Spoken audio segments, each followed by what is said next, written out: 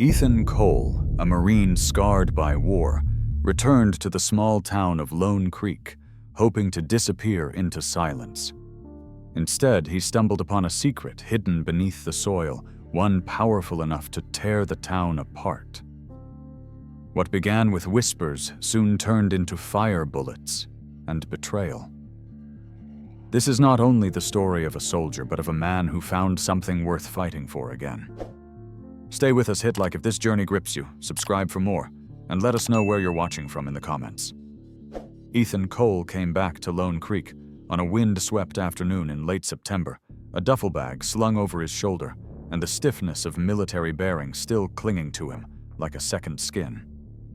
At 28, he looked older than his years, the kind of man who had lived a decade in each year overseas. A scar curved pale across his collarbone, barely hidden beneath his shirt, and his eyes carried a weight that did not rest. Lone Creek was not much more than a few intersecting streets. A diner, a gas station, and a water tower with paint flaking off the letters of its name. To Ethan, it was both familiar and estranged.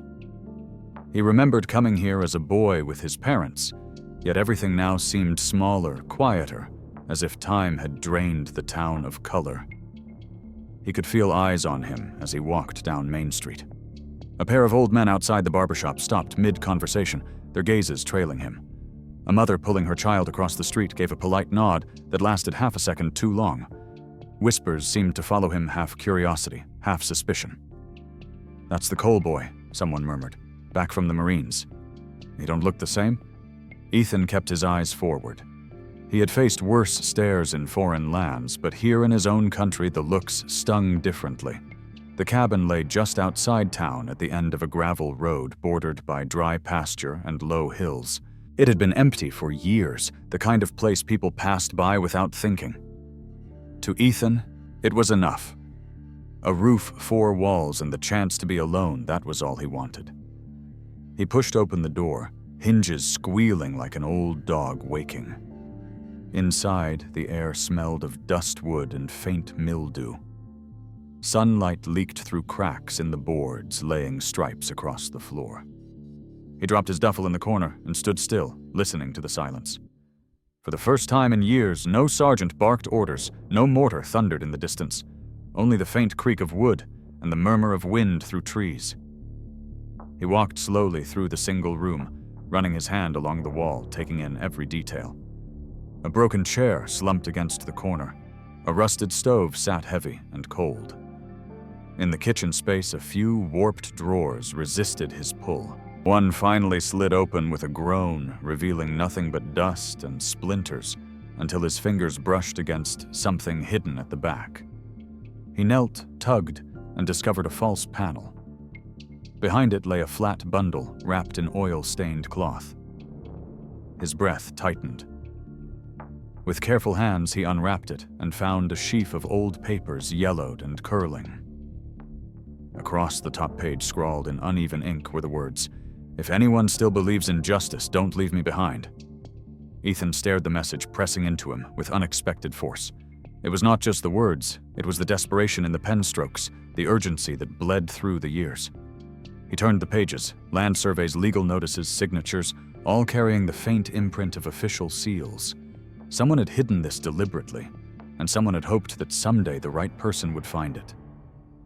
Ethan felt the unease coil in his gut. He had wanted solitude, not mystery, yet here it was waiting for him like a duty he hadn't asked for. Trying to shake the weight of the discovery, he walked back to the center of the room. The floorboards were uneven, some sagging with age. As he shifted his weight, one board gave a hollow sound. He crouched, pressing his palm against it, then noticed something etched faintly into the wood grain. He leaned closer. The carving was small, almost invisible, but unmistakable to him. A sign, 2 lines intersecting at an angle, with a notch at the base. His breath caught. It was the same mark his squad had used overseas, a signal carved into dirt or scratched into walls to mark rally points when communication broke down. Only a Marine from his unit, or someone who had learned from them, would recognize it. For a long moment, Ethan stayed crouched, thumb tracing the carved lines. His mind slid back to nights in Helmand, his men bleeding into the sand, the coded marks guiding them back to one another in darkness. To see it here in a cabin thousands of miles away was like a ghost reaching out. The silence of the room thickened, pressing against his ribs. He rose slowly, his body tense, eyes sweeping the corners as though expecting an enemy to emerge. But nothing moved except dust motes drifting in the light. He forced himself to breathe, to loosen his grip on the tension that coiled his fists. Yet the questions refused to loosen theirs on him. Who had left the message in the drawer? Who had carved the sign? And why here in Lone Creek of all forgotten places? That night Ethan lay on the bed frame with only his jacket beneath his head. The wind rattled the shutters, and each sound twisted into a memory of war. He turned over, but sleep refused to come easily. When he finally drifted off, his dreams were a blur of desert and pine forest voices calling him from both. At dawn, he rose, shoulders heavy, but resolve firm. He had not come back looking for battles. Yet battles had a way of finding him. And maybe, just maybe this time the fight was on soil he could still call home. The second night at the cabin was restless, filled with the creaks of old wood and the whisper of the wind that never settled. Ethan had walked the perimeter before sunset, a habit born of war, pacing the edges of the land with a flashlight in hand and a rifle slung across his back, though he told himself he would not use it.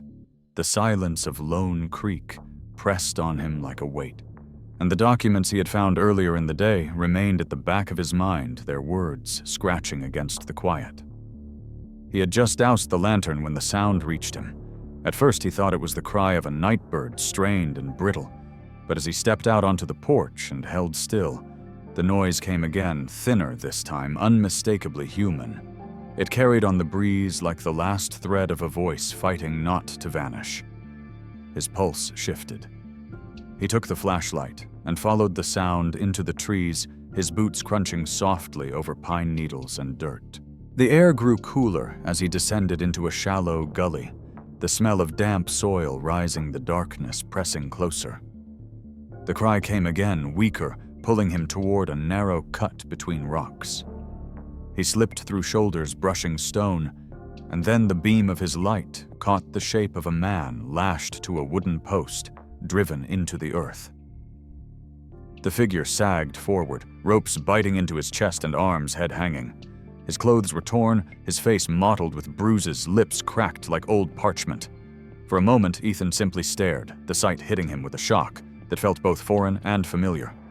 War had shown him enough of bound men in broken places, but here in the quiet of Lone Creek the image felt even harsher. He hurried forward, knelt, and pressed 2 fingers against the man's neck. A faint pulse beat back. "You're alive," Ethan muttered, mostly to steady himself. He cut at the ropes with his knife, the blade slicing through coarse fibers. The man stirred, groaned eyes fluttering open with a wild glint of fear. The last rope fell, and the man slumped, nearly taking Ethan down with him.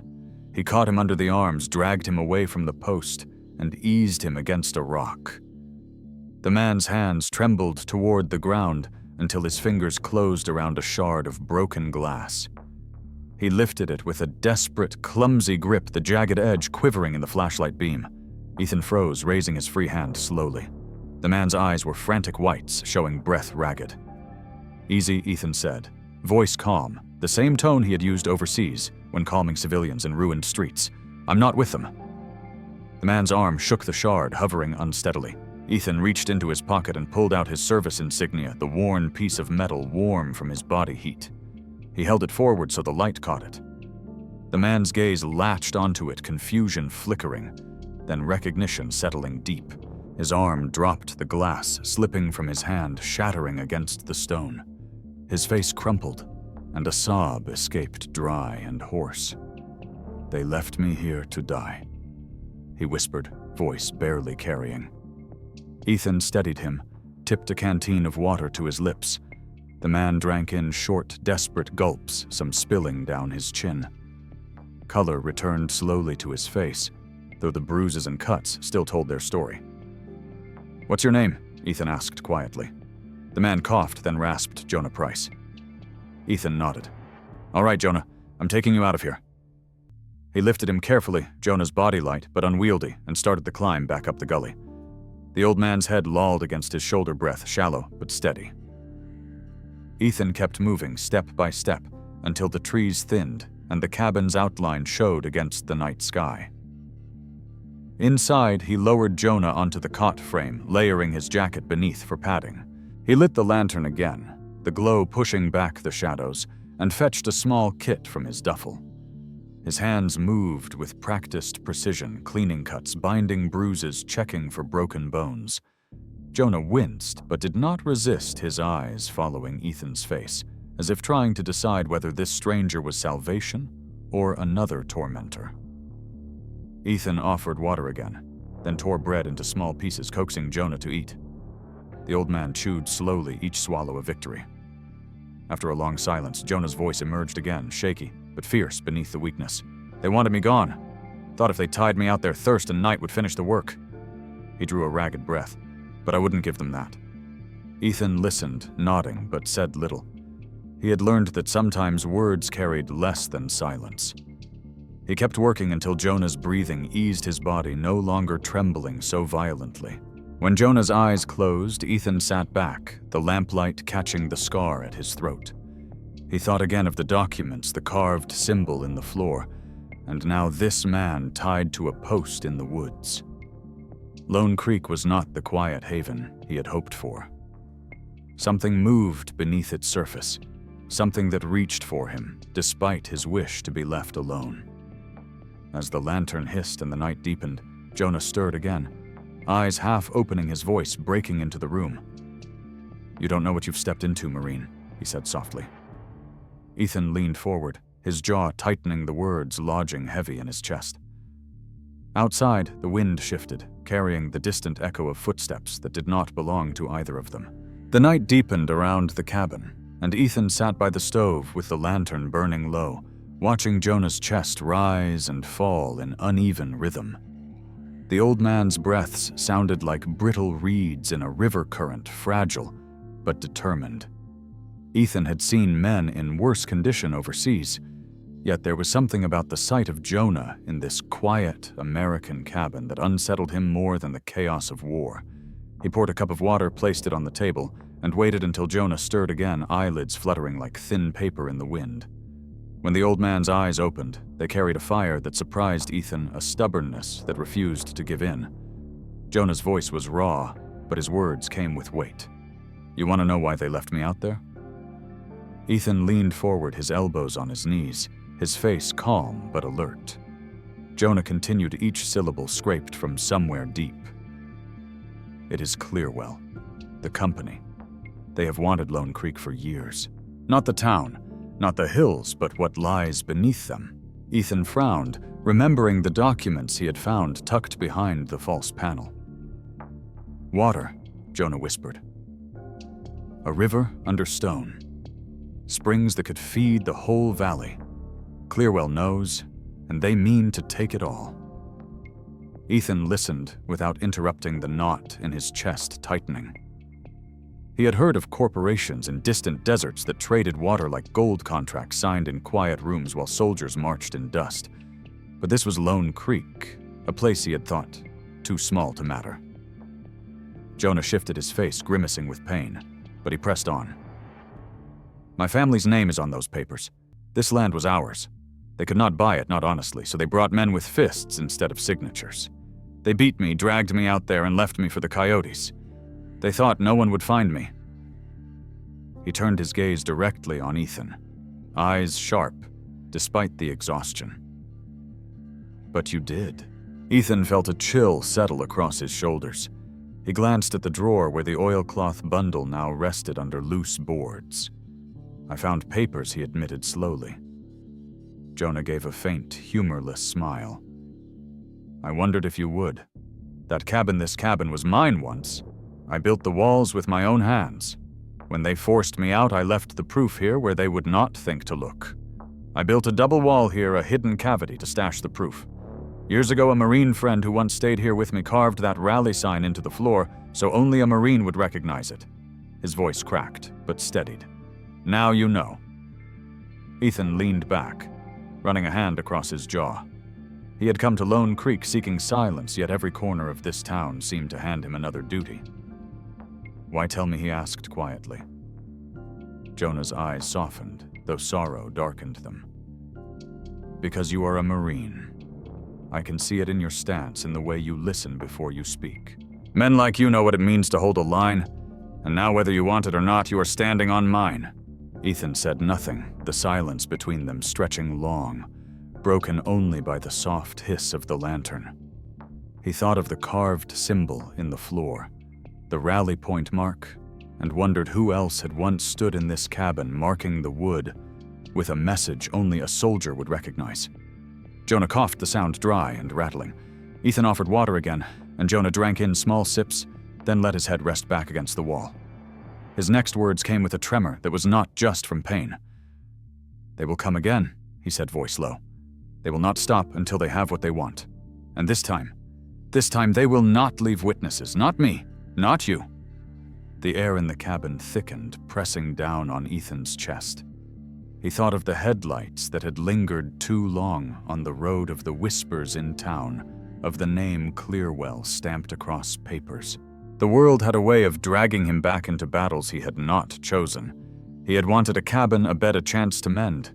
Instead, he had found an old man marked for death, a file of stolen land, and the shadow of a fight that belonged to someone else, but now clung to him like a second skin. Jonah closed his eyes, but his lips still moved. Justice is not free. They will pay to silence it. They will send men with chains, with fire, with fear, and they will keep sending them until nothing stands. His voice faded, the last words barely audible. Ethan sat there, in the glow of the lantern, the scar on his collarbone burning like it remembered something. Outside, the trees bent in the wind as if listening. The cabin walls groaned softly, old wood shifting in the night. Ethan did not move. He stayed seated, jaw-set, eyes fixed on the old man who had entrusted him with a burden that reached far beyond one man's survival. The silence grew heavier, and in it Ethan felt the pulse of something inevitable drawing closer. The lantern still burned when dawn came, its faint hiss, a reminder of the sleepless hours that had passed. Ethan sat at the table with the papers spread before him, every line of ink drawing him deeper into a story he had not chosen. His hands moved slowly across the documents, tracing signatures, notations, county stamps that looked official until you examined them closely enough to see the cracks. He told himself he was only looking because Jonah had asked him to, but the truth was heavier. He needed to understand why this old man had been left to die in a gully, and why his own return to Lone Creek seemed entangled in something that began long before his homecoming. Jonah dozed on the cot, his breath shallow but steady, his body too frail for the weight of the past he carried.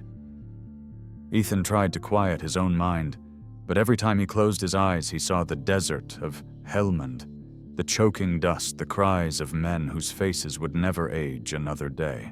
He had promised himself when he came back that he would never again wrap his hands around the grip of a weapon. Never again let the noise of gunfire live in his ears. But promises spoken to oneself are fragile things, and the papers on the table whispered louder than the silence he sought. He shuffled the pages again, and then froze. His breath caught as his eyes settled on a typed sheet listing employees of Clearwell Corporation from more than a decade ago. He read once, then again, the letters refusing to blur or change. There it was in black and white: Margaret Cole, Administrative Secretary. His mother's name. Ethan pressed his thumb against the paper, as if touch could change the truth. His mother had left Lone Creek when he was a boy, explaining little beyond a need to start over. He had grown up believing she had gone east to find work after his father's passing, a quiet departure without scandal. But here her name lived in the files of the very company Jonah claimed had poisoned this town. His chest tightened, a heaviness blooming where grief had already lived too long. He pushed back from the table, rising to pace the room. The floor creaked under his boots, the carved mark in the wood catching his eye again. He remembered her voice on his last day at home before boot camp, a hand on his shoulder, words soft but steady. "Do not let them take what makes you good." She had looked proud then, But there had been a shadow in her gaze, one he had never named. Now he wondered if that shadow had been fear. He turned to Jonah, who stirred at the sound of his pacing. The old man opened his eyes, weary, but aware, and studied Ethan's face. "You found it." Jonah rasped, his voice rough from sleep and pain. Ethan did not answer at first. He simply held the page up, the name visible in the lantern light. Jonah's expression changed, a flicker of recognition and sorrow mingling. He closed his eyes briefly, as if steadying himself. "She helped me," he said quietly. "Your mother. She saw what they were doing, how they were writing away the rights of families that had lived here for generations. She copied records, smuggled them to me. Without her, I would have had nothing to fight with." Ethan's throat tightened. He remembered letters she had written from away, short notes with vague words about missing him, about working long hours, about how she would come back when she could. She never did. Why did she leave? Ethan asked, his voice lower than he intended. Jonah's eyes opened again, heavy with the weight of memory. They gave her a choice: stay and face ruin, or leave quietly and protect her son. She left so you could grow without the weight she carried. They made her vanish to protect themselves. He coughed, wincing, then added, "They feared her more than they feared me, because she had the truth in her hands." The words pressed into Ethan like the recoil of a weapon he had sworn off. His mother had not abandoned him. She had been driven out to keep him safe. The boy he had been had spent years resenting her absence, while the man he had become now realized she had borne silence to shield him. He sank back into the chair, the paper trembling between his fingers. His mind swirled with questions: where she had gone, whether she was still alive, why she had never told him the full story. But under the questions burned something stronger: anger at a company that had stolen not just water, not just land, but pieces of his family. Jonah shifted on the cot, his voice breaking through Ethan's thoughts. "You see now why they will not stop. These papers, your mother's courage, my refusal to sell, they tie us together. Clearwell will not forgive what we hold. They will return. And next time they will not leave either of us breathing." Ethan lifted his gaze, meeting the old man's eyes. In them he saw no hysteria, only the steady knowledge of someone who had survived long enough to know how far men would go for greed.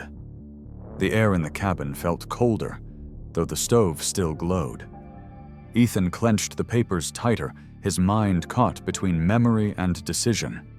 He had sworn to avoid another war, but the war seemed already at his door, its shadow crossing his threshold, whispering through his mother's name inked on corporate sheets. He stood once more, restless, stepping to the window where the dark pressed close. Somewhere beyond the trees, a branch snapped too heavy a sound to be made by wind. Ethan did not reach for the rifle propped near the door, but his eyes lingered on it, his hands curling slightly as though memory guided them back. His reflection in the glass looked back at him, a Marine trying to be only a man, a son still searching for the truth of his mother, a survivor being asked again to choose whether survival was enough. Jonah's warning lingered in the air between them, unspoken, yet undeniable.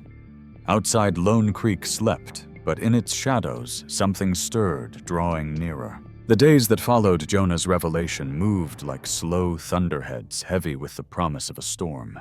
Ethan went about the cabin with a restless purpose, repairing the door hinges, checking the windows, sweeping the floorboards as though order might keep danger at bay. He could not push his mother's name from his mind, nor the thought of men who had forced her from Lone Creek to silence what she knew. Jonah, though frail, urged him to study the documents carefully, repeating that knowledge was their only weapon. Ethan listened, but his eyes kept drifting to the rifle leaning in the corner, his resolve not to touch it wavering each time the wind carried an unfamiliar sound from the woods. Lone Creek itself seemed to sense the tension. The townsfolk who passed on the road glanced toward the cabin, but never stopped their silence, carrying both fear and warning. It was near midnight when the first act of violence arrived. Ethan had been pacing by the window lantern low when an orange glow bloomed outside, sudden and angry. He rushed out the door to find the old barn 50 yards from the cabin engulfed in flame, its dry timbers snapping like bones in the heat. The fire roared against the night sparks, rising like 1,000 fireflies gone mad. On the fence nearby hung a rough plank with words scorched into it, "Leave or be buried." Ethan stood rigid, the heat brushing his face, the message burning deeper than the fire. He searched the dark tree line, but saw nothing except shadows moving back into deeper shadows. He fought the urge to chase them, forcing himself instead to drag water from the well, dousing the grass before the flames could spread. The barn collapsed in on itself with a final groan, leaving only embers and the smell of charred wood behind. Inside the cabin, Jonah's eyes followed Ethan as he entered soot streaking his face. "They have begun," the old man said simply, voice hoarse with both fear and certainty. Ethan nodded, jaw tight, his body trembling not from exhaustion, but from the knowledge that the fight he had hoped to avoid had now declared itself. He checked every corner of the cabin twice before sitting again at the table, his fists clenched. Sleep did not come. The next morning, the world looked deceptively calm. Sunlight struck the hills, birds called across the creek, yet the cabin smelled faintly of smoke, a reminder of what had been lost. Ethan stepped onto the porch and noticed the mailbox nailed to the post at the edge of the property. It leaned slightly from the wedge, but something about it caught his attention. He walked over, opened the rusty flap, and froze. Inside lay a single bullet, polished brass gleaming in the morning light. Wrapped tightly around it was a strip of paper. Ethan unfolded it carefully. The handwriting was jagged, almost carved into the fibers by Force Final Warning. His grip tightened around the bullet, the weight of the metal pressing a message older than words. He slipped it into his pocket, the gesture both refusal and acknowledgement. Jonah saw the look on Ethan's face when he came back inside and asked no questions. The old man seemed to understand that the bullet was more than a threat. It was a promise. Ethan laid out a map of the surrounding land, tracing the roads and gullies with his finger, trying to imagine where men like these would strike next. His training told him to anticipate, to scout, to learn the terrain. He could not sit idle. He strapped on his boots, checked the knife at his belt, and set out, telling Jonah he would not be gone long. The tracks were not hard to find. In the soft earth beyond the road, deep grooves marked the passage of heavy trucks. They cut across the meadow down into the low hills where the grass gave way to shale and rock. Ethan followed cautiously, every sound amplified, every shadow suspect. The trail led him to a clearing where the earth had been torn open in jagged lines. At first glance, it looked like the beginnings of a drainage ditch, but as he drew closer, the truth sharpened. Pipes lay half-buried steel glinting under loose soil. Men had been here, laying conduit, carving a secret vein to siphon water from the hidden springs Jonah had spoken of. The trench stretched toward the valley like an open wound. Ethan crouched, running his hand along the cold metal. The pipes were new industrial, not the work of farmers or townsfolk. This was Clearwell's hand, methodical and merciless. His stomach turned at the thought of what it meant the company was not waiting to win legal battles or purchase land. They were already stealing Lone Creek's lifeblood from beneath its feet. He rose slowly, scanning the horizon, the silence too complete. A crow lifted suddenly from a branch, its wings slapping the air, and Ethan's instincts flared. Someone was near. He slipped back into the cover of trees, every sense sharpened, and watched the clearing. After long minutes, 2 trucks rumbled into view, men jumping down with tools, cigarettes glowing in the shade. Their voices carried just far enough for Ethan to catch fragments about deadlines, about keeping the work quiet, about orders from above. He pulled deeper into the woods, retreating without sound, his mind racing. The fight was larger than Jonah's papers or a burned barn. Clearwell had already driven its claws beneath Lone Creek, and the people in town either did not know or had been too frightened to speak. Ethan returned to the cabin as dusk fell, his body weary, but his purpose sharper. He found Jonah awake, sitting upright despite his pain. Ethan did not speak of what he had seen at first, but the set of his shoulders told enough. Jonah whispered, "The earth bleeds already, does it not?" Ethan's silence confirmed it. The old man closed his eyes, grief carving deeper lines into his face. They will not stop now, he murmured. Ethan stood at the window watching the last light sink behind the hills, his hand unconsciously brushing the scar at his throat. The night came down again heavy, and weighting the trees shifting as though holding secrets. Somewhere out there the trucks would return, pipes sinking deeper, the warning bullet still warm in his pocket.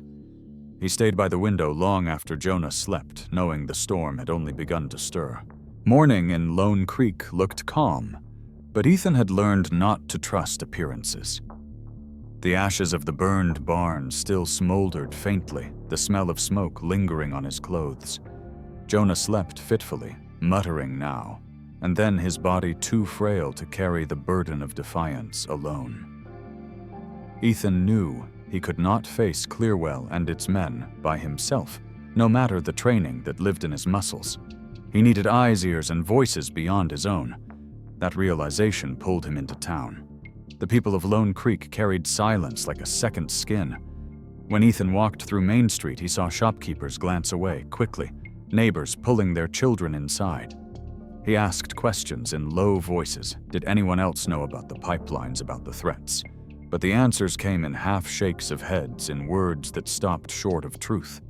Fear had made prisoners of them all. Still, Ethan pressed on.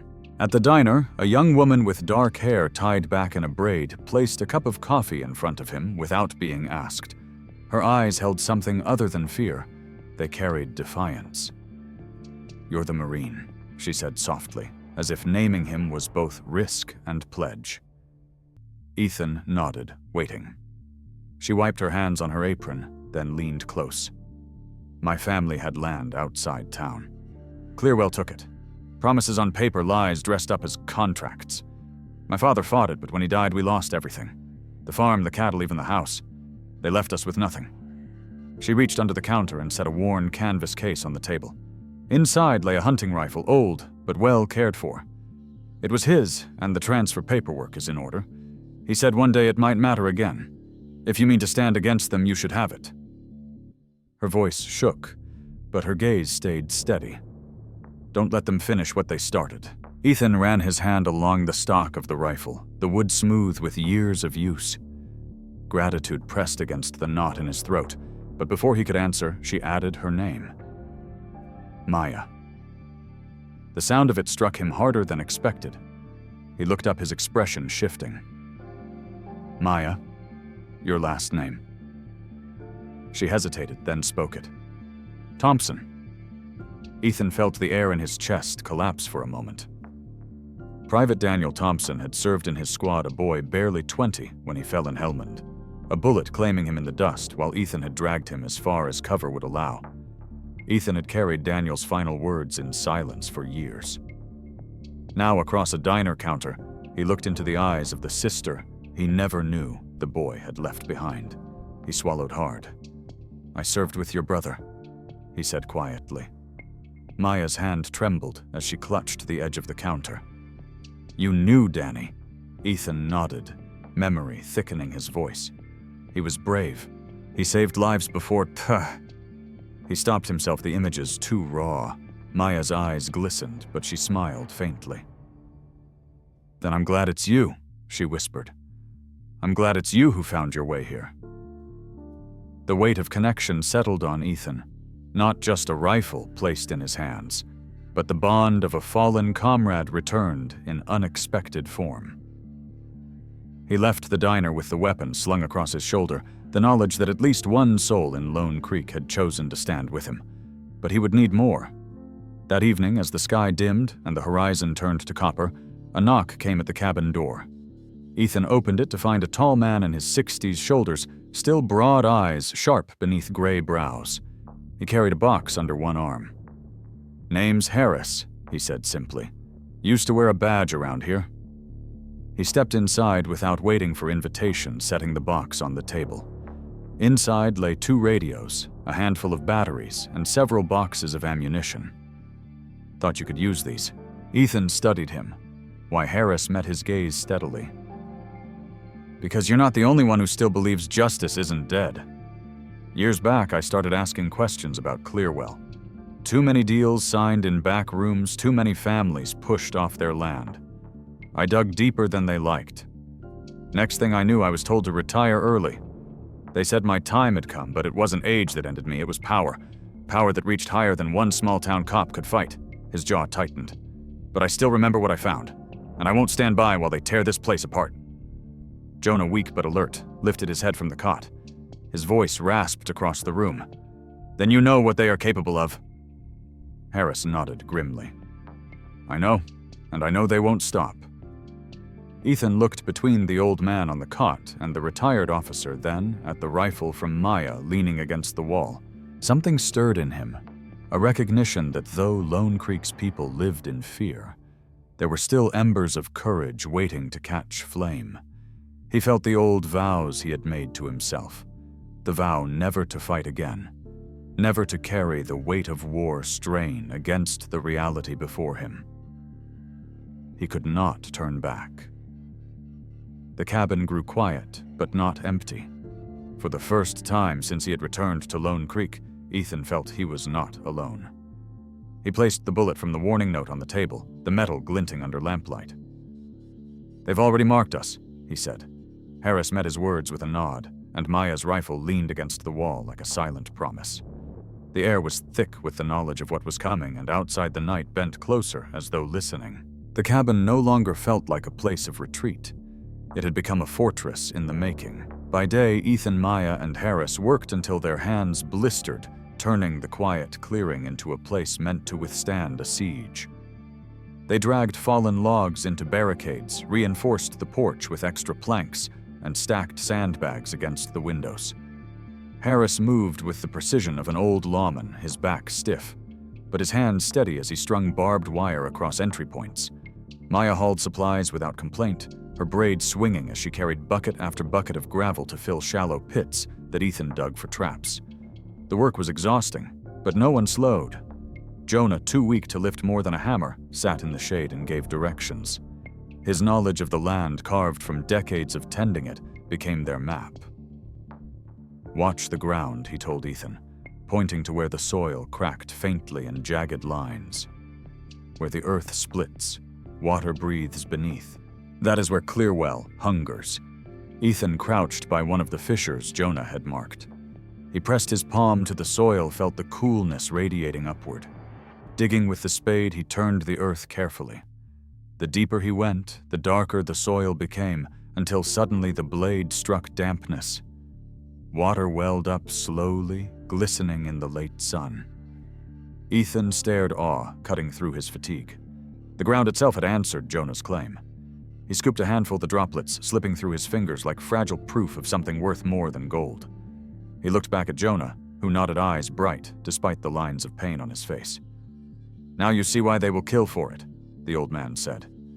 The others gathered around, silent for a moment, as they watched the slow seep of water from the earth. It was not just evidence, it was life itself rising to the surface. The discovery hardened their resolve, but with it came a shadow.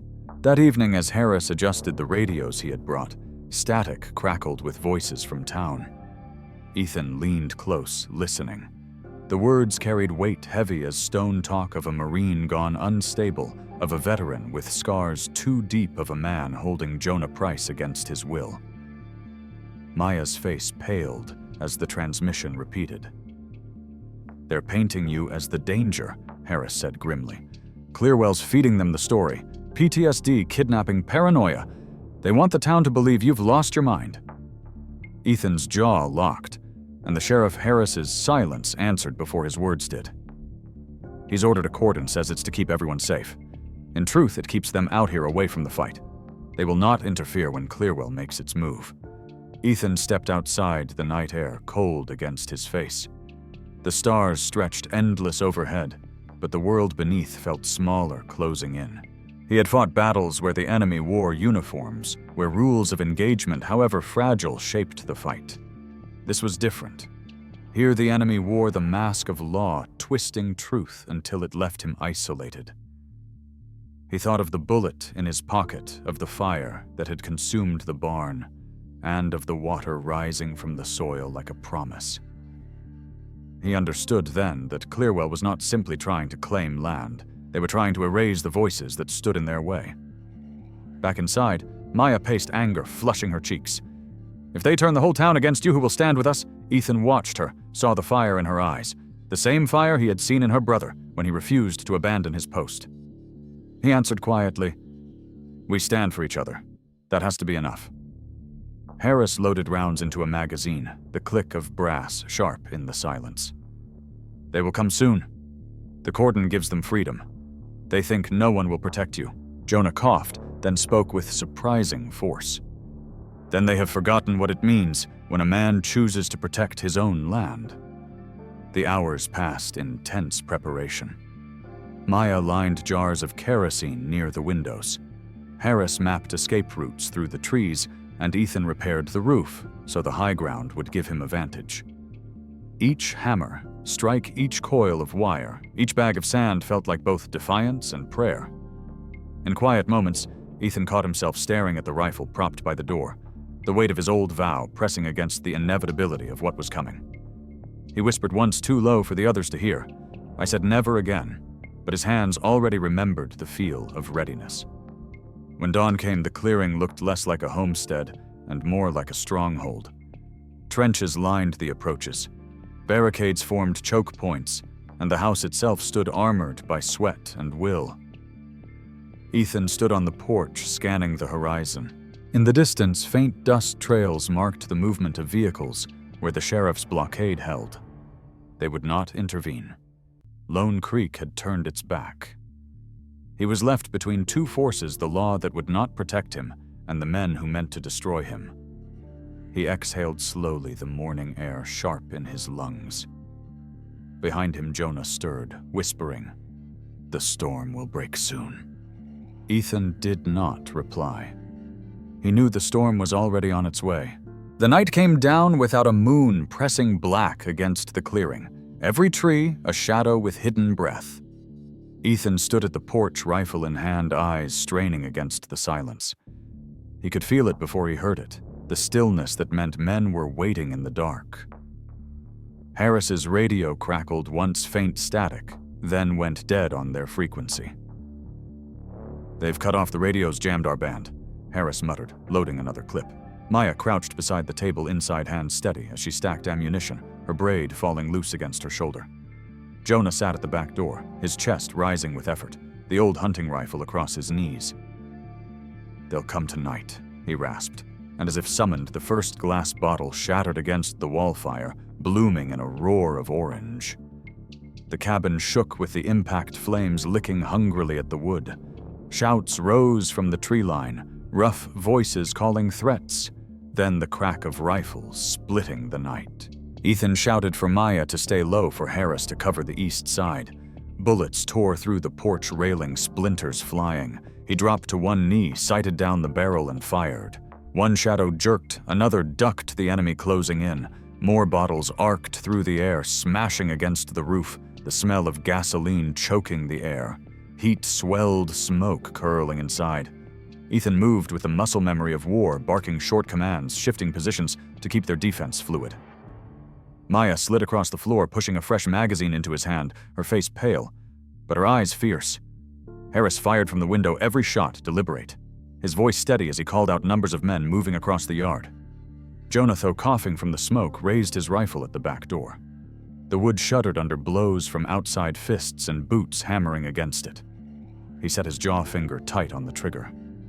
Then a shot cracked louder than the rest, slamming Ethan backward. He staggered, heat flashing through his shoulder, as if fire itself had entered his flesh.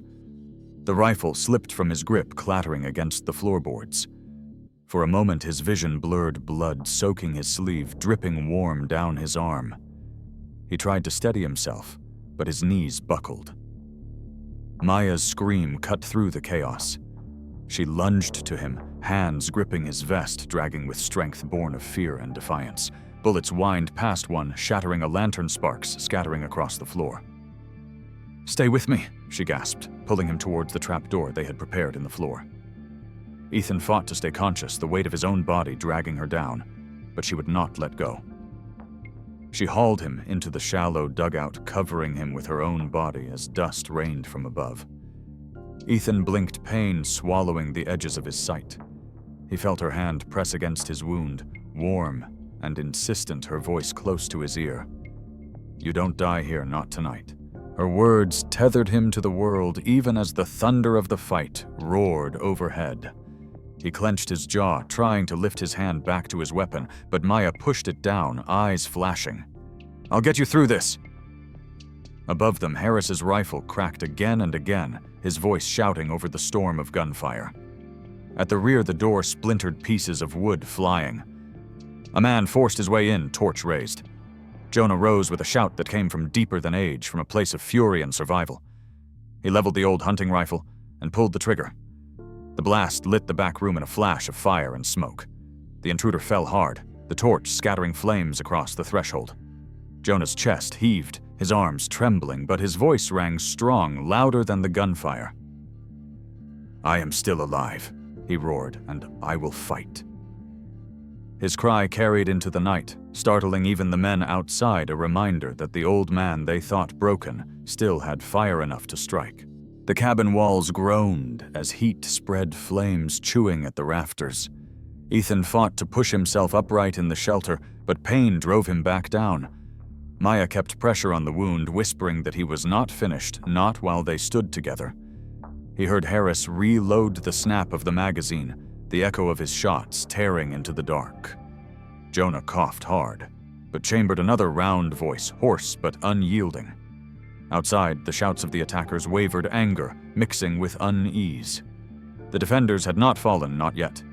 Ethan clenched his teeth, forcing himself to breathe through the fire in his shoulder, his mind sharpening even as his body faltered. He knew the fight was not over, that the night still had more to take before it was done. The smoke still clung to the rafters. The smell of fire mixed with gunpowder when headlights cut through the trees and rolled into the clearing. Engines idled, voices hushed. Then a door slammed, and a figure stepped forward, framed by the glow of flames licking what remained of the barn. He was tall, broad-shouldered, his suit jacket out of place in the dirt, his shoes too polished for the ground he walked on. In one hand he carried a pistol, in the other, a folded coat slung carelessly, as if this were only a business meeting. Harris muttered the name under his breath, a name spoken in town only in whispers: Victor Callan. The man who signed contracts that crushed families, the one who sat in an office while others spilled blood for his ambition. Trusting the sheriff's cordon to shield him, and intent on seizing and burning the remaining files, he stood at the edge of the porch, eyes locked on Ethan. "This is my land," Victor snarled, his voice sharp as the steel in his hand. "Everything beneath it belongs to me." Ethan pushed himself upright, his left arm pressed to the wound in his shoulder. Blood stained his shirt, each movement a battle, but his gaze never wavered. He stepped forward, placing himself between Victor and the others. "You don't own the earth," Ethan said, voice low but steady, "and you won't own Lone Creek." Victor's lip curled. He lifted the pistol higher, aiming square at Ethan's chest. "You think you can stop me? You're a broken Marine clinging to scraps. I've buried stronger men for less." Ethan's breath caught, but not from fear. Recognition struck him like another bullet. He saw Victor's face under different light in a different desert years earlier. He remembered reports of contaminated water delivered to bases contracts signed by Clearwell's overseas branch. He remembered the dysentery that spread through the camp, the weakness in men who should have been strong, and the day half his unit fell not to gunfire, but to poisoned supply. Victor Callan had been there not in uniform, but in ink on every document, his signature authorizing water unfit for life. Ethan's knees weakened under the weight of memory. His brother in arms, Daniel Thompson. Maya's brother had been one of those who never recovered. Ethan's eyes burned, the truth rising in his chest like fire. "I know you," he said, his voice rough. "You signed contracts overseas. You killed my men with dirty water." Victor's expression flickered arrogance, bending into momentary surprise. "That was business," he snapped. "War eats men either way. I made sure it paid." The words hung in the air, sharper than any shot. Harris stiffened his hand, tightening on his rifle, and Maya's face paled, rage trembling in her jaw. Jonah struggled to his feet, leaning on the wall, his old eyes blazing. "You murdered them for profit," he rasped. Victor laughed, once bitter and dismissive, but in that laugh lay the arrogance of a man who believed no one would ever hear his confession. He didn't know that Ethan had prepared for this moment. Before the attack, Ethan had fixed a small camera in the beams above the table, connected to a signal booster Harris had salvaged. It had been recording since before the first bottle shattered against the wall. Every word Victor had just spoken, every threat, every admission was captured and cued. The LTE booster Harris had salvaged operated on a different band outside the jamming, and the moment the signal cleared, it pushed everything to a journalist Harris still trusted in a world where trust was scarce. Miles away in a dim newsroom, a phone buzzed with the message, "Video incoming." Ethan's body swayed, his shoulder burning, but he held his ground. "You've confessed to murder," he said quietly. "You think no one will hear, but they already have." Victor's eyes narrowed. "You're bluffing?" Harris stepped forward, his voice even. "No bluff. You just signed your own death warrant on camera." Victor's face twisted, rage and calculation colliding. He waved the pistol wildly, shouting for his men, but hesitation rippled through them. They had heard his words too, seen his mask slip. Doubt unsettled their boots in the dirt. Maya stood near Ethan, one hand on his arm, steadying him. She whispered, "He knows he's cornered." Ethan nodded faintly, though pain blurred the edges of his vision. The night seemed to pulse with every heartbeat, the fire crackling like a drumbeat of fate.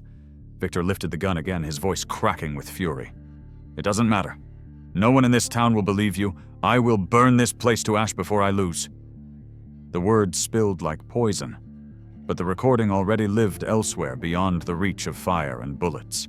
Ethan straightened as much as his wound allowed his jaw set, his eyes never leaving Victor's. The clearing grew taut with silence, both sides waiting for the next move. Somewhere in the distance, the sheriff's blockade still sat idle, pretending to keep order, while truth itself had just been spoken aloud. The fire snapped again, sparks rising into the sky like warnings to the stars. Ethan tightened his grip on the rifle with his good hand, the weight familiar despite the pain, and the world seemed to hold its breath as the line between survival and ruin thinned to the width of a trigger. The night of the fire and gunfire gave way to a dawn that felt heavier than any morning Ethan could remember. Smoke still curled from the ruined barn shell casings glinted in the dirt, and the air smelled of burned wood and blood. Yet the clearing stood, and so did those who had defended it. By the next morning, word spread beyond Lone Creek. The video, already in the hands of Harris's old contact, streamed across news desks in Denver and Washington.